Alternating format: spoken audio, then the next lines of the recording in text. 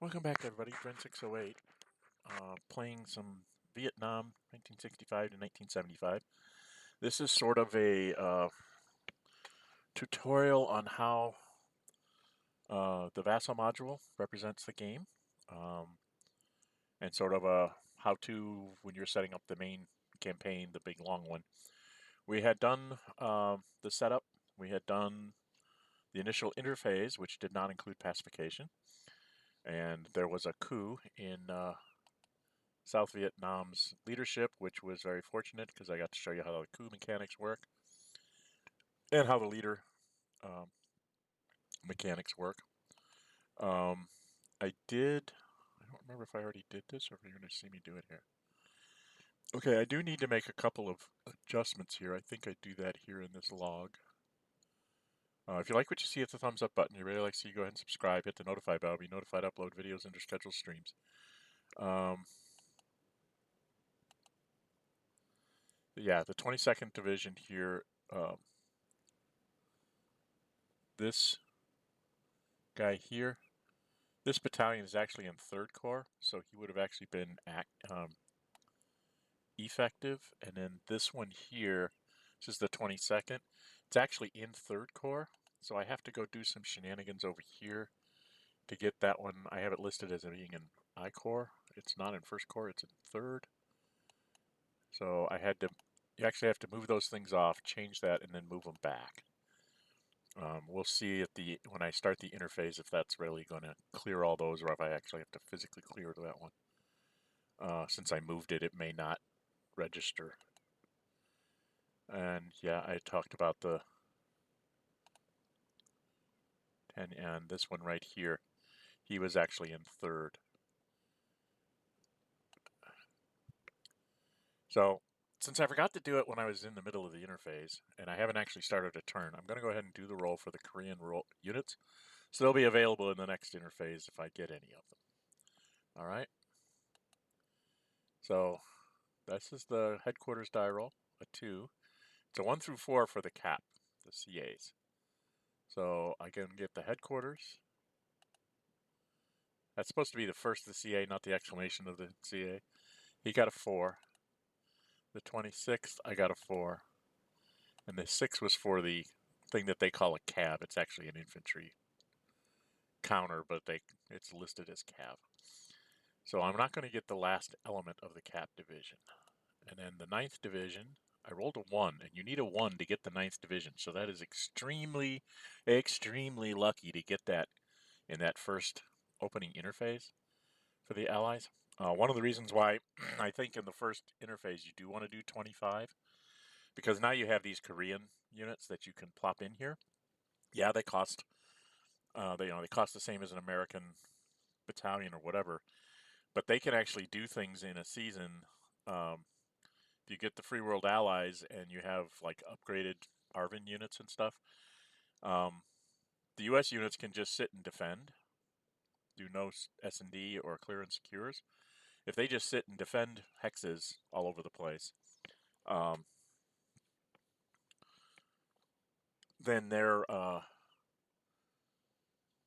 the Free World Allies and the ARVN can actually do most of the work in a season, and you can not take a seasonal hit, which would let you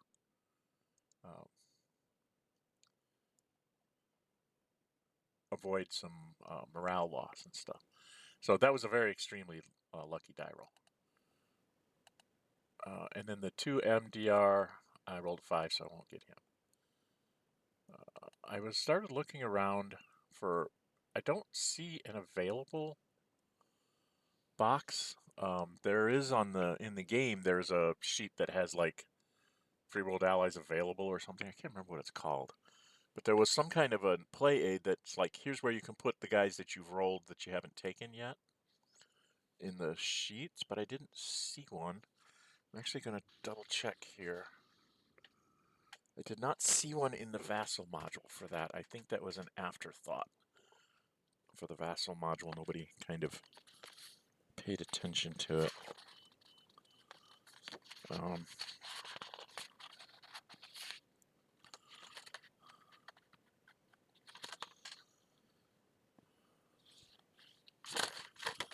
Could have sworn I saw something like that. It's the Arvin one. Where's the...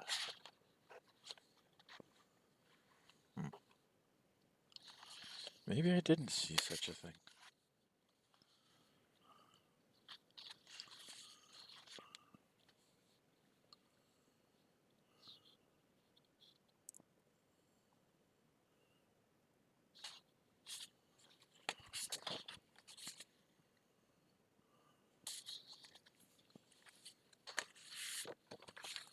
Well, I guess there isn't one.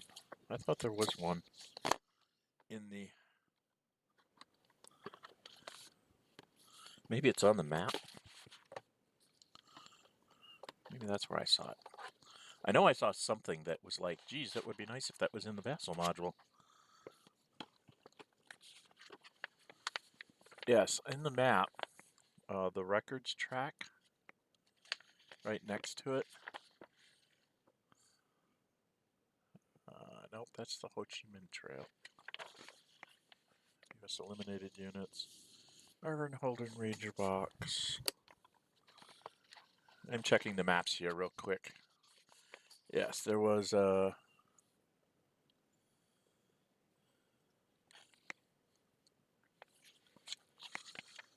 there is like a box for the Free World Allies on the map next to the Anzin and Gang down in that little naval area. And it would have been nice if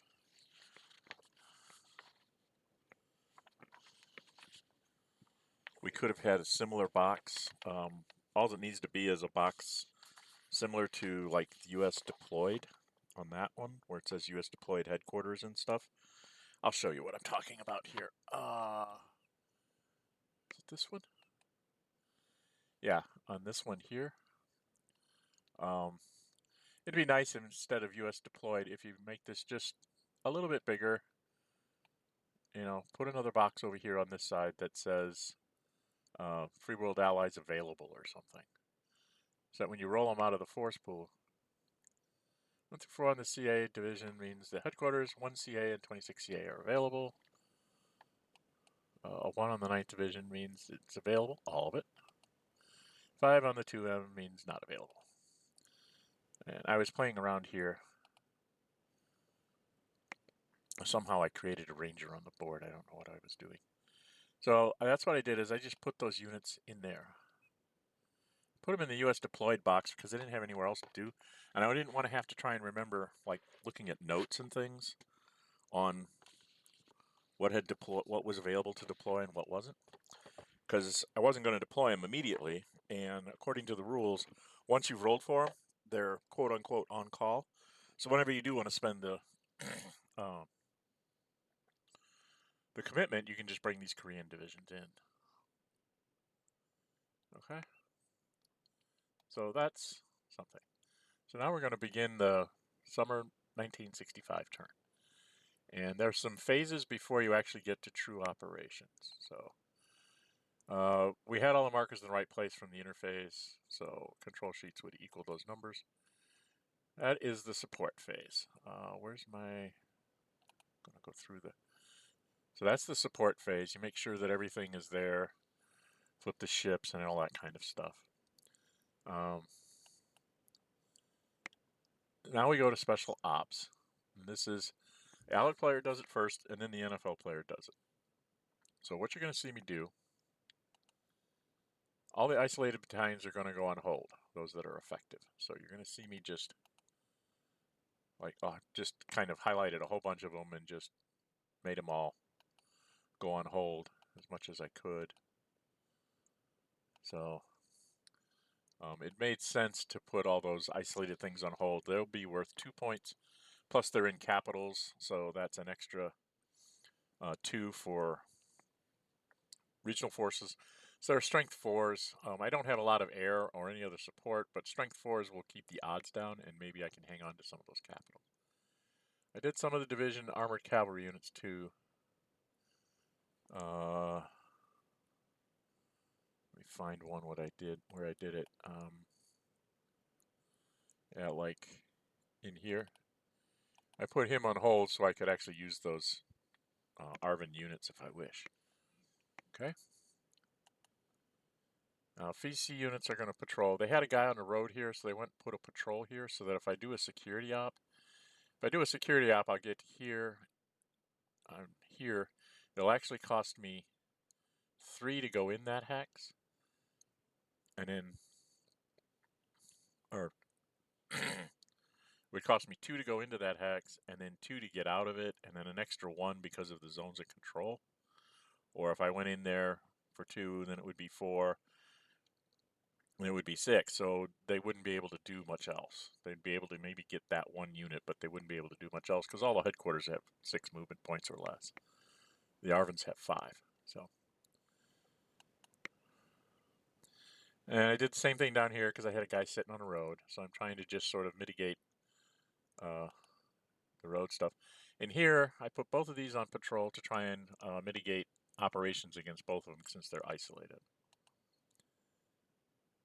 Try and inhibit SM of allies. So now we're into strategic movement for the allies. They only get to move in this phase. Also, only time the ineffective units can move, except for retreat and reactivating ops. So if I wanted to move any of these ineffective units, I would have to move them now. They have to end their turn and be able to show that they can end their turn before they start. In a town, capital, greater capital, or on a, what do you call it? Cultivated hex, these greenish things. So they have to end their turns in those positions, and if they can't, counting movement points, if they can't do it, they can't start. They can't like get partway and say, "Oops, I didn't make it." They have to be able to get to one of those places. They're also not allowed to cross core boundaries. So the guys in 4 Corps can't run up here to 3rd Corps or to Saigon. They're stuck in 4 Corps as ineffective. And they also cannot go like do an invasion of Laos or Cambodia. They can't cross the border. They can go on the border because like this town is on the border, stuff like that, but they can't cross the border.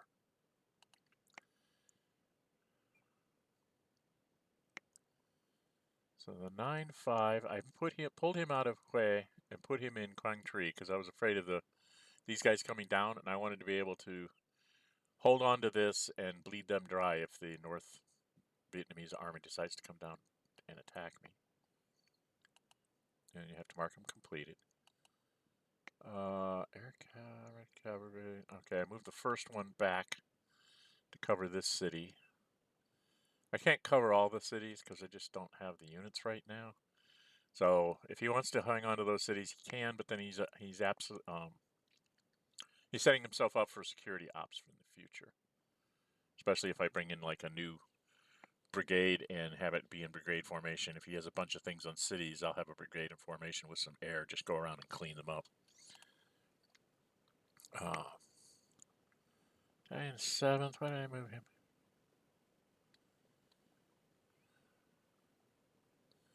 So I reinforced that. I think I dropped a couple more down here.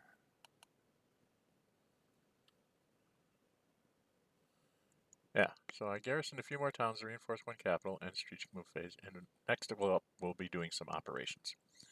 So that'll be the next one I put out there. Okay, we're not going to start a new log file. So I did, I don't know what I did for,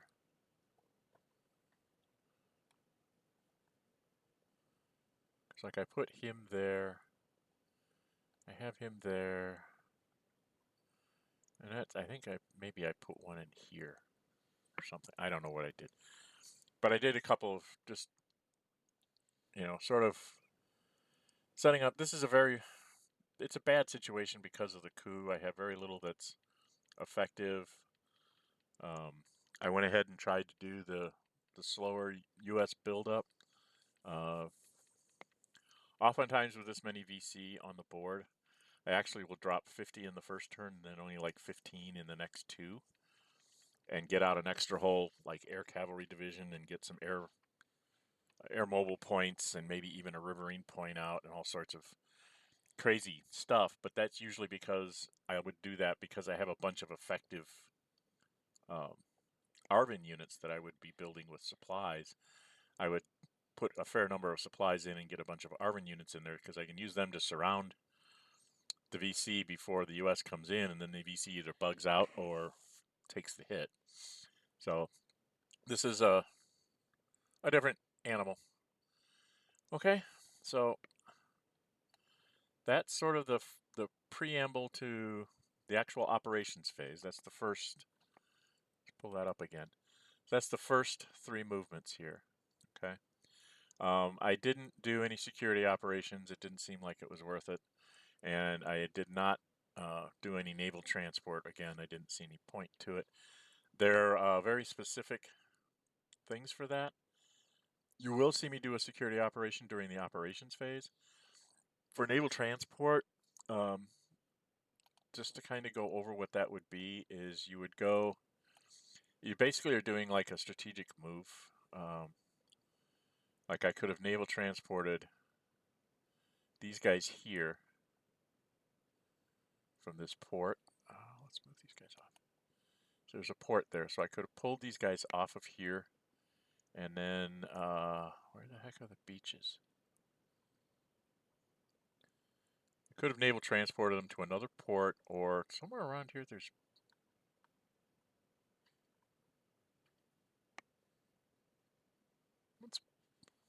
There used to be beaches on the board.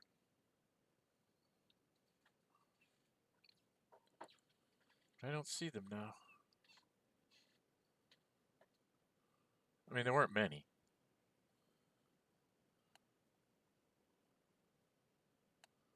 Did they get rid of the beaches? Are beaches no longer a thing?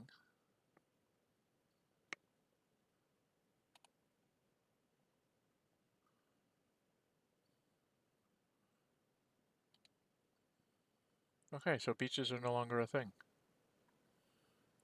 Okay. We used to have like, oh, there it is, landing beach. Looks like that. I really don't see anything that looks like that. I don't know where the landing beaches are. I know there's not many of them. I don't think there's any in 4th Corps.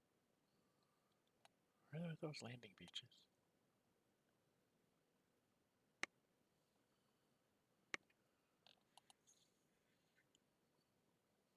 Oh, that's swamps.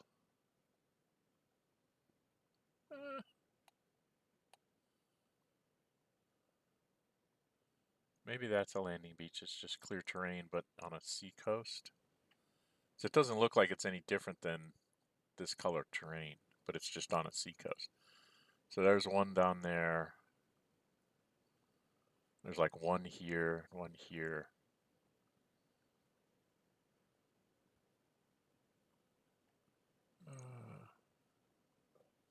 That might be considered a landing beach. So there's not many of them. Pretty much, usually you would use it to move like from port to port. So you could move a unit into that space. Like I could, if I wanted to, I could take this headquarters, move him up into Da Nang, let's say. It's essentially a strategic move. You move him up there, then he goes out by sea, and then you could drop him in another one of the anchor places. So it's a way for you to get, let's say, you notice here he had a bunch of guys blocking up the road. Say he's got people blocking up the road and you can't strategically move there, but you really want to reinforce it. Well, you could pull somebody out of a port and just drop them into Nha Trang, like for defending it, or Cambon, Wung Tao. You couldn't drop them into here because that's not a landing beach. That's cultivated. That's not got a port symbol. So they can go to port symbols and they can go to those landing beaches, which are basically just pure clear terrain on a coastal hex, like here. Where was it? Where did I find it? There. So you could drop it like right here or right here. Okay, so there's not a lot of landing beaches. But the biggest thing you would use it for is like if they had the roads all, you know, banged up and they put a bunch of their guys on patrol on the road, and it's like there's no way you're going to strategically move through all those patrol zones or whatever. Well, and they're trying to like isolate this to capture it or something. So they've, kind of got guys here and here and here and here, and they're have several of them on patrol, and then they have a big pile of guys here that are going to, try and run in here and take this city from you, on this city. Well, then you could bring somebody in by sea and drop them in there. So that's just an extra movement thing that the allies can do. Okay. All right, we're going to go ahead and put a cut in here on this one, and then we're going to go back to do operations. This was about 20 minutes long.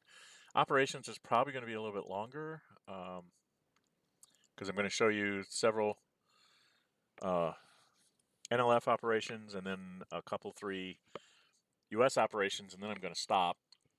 I'm not going to show you every operation that there is. I'm going to show you several, a couple of search and destroys, a security mission for the Allies, some search and destroys, and some strategic movement for the VC.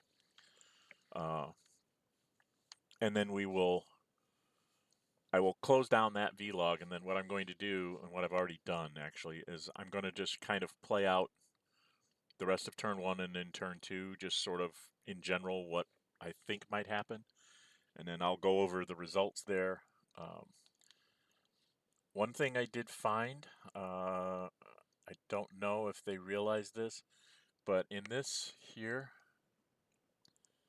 in this box, when you drop units in, you can send things to the dead pool, and VC units will go here. But if you need to return them to the pool, if you need to put them in the force pool, this dead value resets, which it should not do until you say end of season, starting the interface. So I ended up having, you'll see in the next video, I get to the point where I have to put some of those guys back because I'm short units for a breakdown. I actually got lucky and broke down their VC, whatever,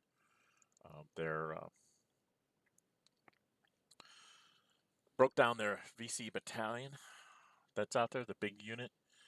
And when you do that, you have to return all the eliminated units so that those units could possibly be pulled in the breakdown, because you have to pull 3 units. And when I did that, then it reset the eliminated count to 0.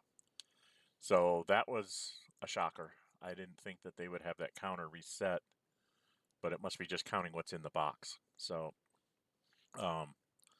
with that noted, I also went and found there's a VC VP marker in the markers units, and I go and I use that for VC eliminated units now, and I don't have to worry about that counter getting offset. All right, that's enough of me babbling here. We'll get into the operations next time. If you like what you see, hit the thumbs up button. Really like to see you, go ahead and subscribe, hit the notify bell, be notified to upload videos and schedule streams. Leave me comments. I will respond to all comments.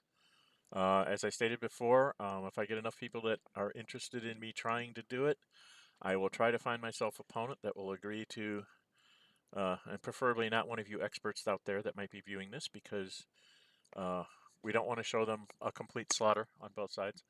We want to show them people of relatively same strength, so I'd like someone who kind of knows how to play the game, but not necessarily is an expert at all the strategies and nuances. So we can discover them together. I played the game a couple of times. I think I said this in an earlier video. I was the VC in both of them. And in both cases, my allied player had absolutely no idea what they were doing. They would place divisions, like Arvin divisions. They would place like 1 regiment in each of 3 different corps and not have the headquarters on the board. So as the VC player, I'd always pick the corps that had the worst corps leader and say that's why that division is. And then when he would roll effectiveness, most of the Arvin was almost always ineffective. When he brought in his US reinforcements, he did something very similar. He would scatter the battalions from a specific brigade, he would have the battalions in 3 different places, so the headquarters couldn't support them. Needless to say, he didn't do a real good job on taking out VC units. And in both cases, I think it was by the end of 1966, because he consistently did that. It took me about 7 turns. And in one game, I was sitting at 199 before we went into an interphase. In the other one, I was at 197. And it looked very much, when we resolved the next interphase, it was like the 4th turn of 66. It was either fall or winter of 66 when I was in those positions, because he just wasn't stopping me from taking any population. And he just, I just went over 200 in a single interphase, and that was the end. So I've never actually played into the late game except when I've messed around with it solo. I did try to do that once, posting session reports. That was very, very difficult because of the hidden nature of the game. It's very hard to do, to not, use prior knowledge of everything. So anyway, let me know if you guys would like to see us to do a video playthrough of the vlogs, kind of like I do with my Unconditional Surrender series, and I've done with Starship Troopers. I'm willing to do that with any of the games in my my game catalog. So if you go to Board Game Geek, you can look at my game catalog, and if you see any of those games that you'd like to see me do series on, either how-to instructionals like this on how to make things work, or how to, see a playthrough, then I will try to find myself an opponent to go into those games with me long term, and we will play them to as close to completion as we can get. And then we'll post up the videos, and they'll make their comments, and we'll just see how it goes. All right. All right. Until we meet again, stay safe, and bye-bye.